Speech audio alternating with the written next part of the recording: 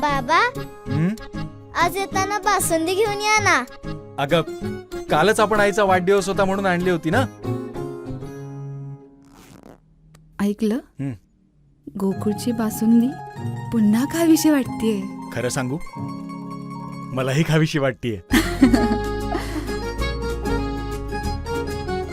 पुन्हा पुन्हा खावीशी वाटणारी गोकुळ बासुंदी.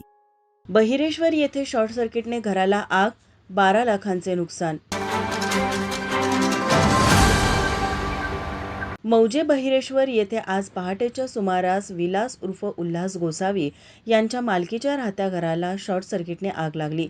या आगीत प्रापंचिक साहित्य, रोख रक्कम, सोने, जनावरांचा चारा आदी वस्तू जळून खाक झाल्या. घटनास्थळावरून मिळालेल्या माहितीनुसार गोसावी कुटुंब शुक्रवारी रात्री उशिरा 12 वाजता जेवण आटोपून झोपी गेले. पहाटे 3च्या सुमारास उल्हास गोसावी यांना फटका फुटल्याचा आवाज आल्याने ते घराबाहेर आले. त्यावेळी घराच्या वरच्या मजल्यावर शॉर्ट सर्किटने आग लागली. ते पाहून उल्हास गोसावी यांनी क्षणाचाही विलंब न करता आपल्या घरातील कुटुंबियांना तात्काळ घराबाहेर काढल्यामुळे मोठी जीवितहानी टळली. उल्हास गोसावी यांची आर्थिक परिस्थिती बेताची आहे.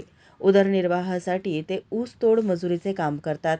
या घटनेमुळे संपूर्ण पंचक्रोशीतून हळहळ व्यक्त केली जात आहे.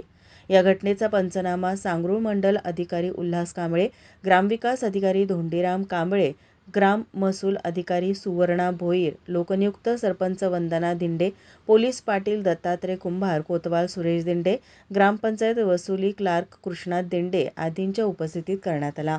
माझा महाराष्ट्र न्यूजसाठी करवीरहून विश्वनाथ मोरे.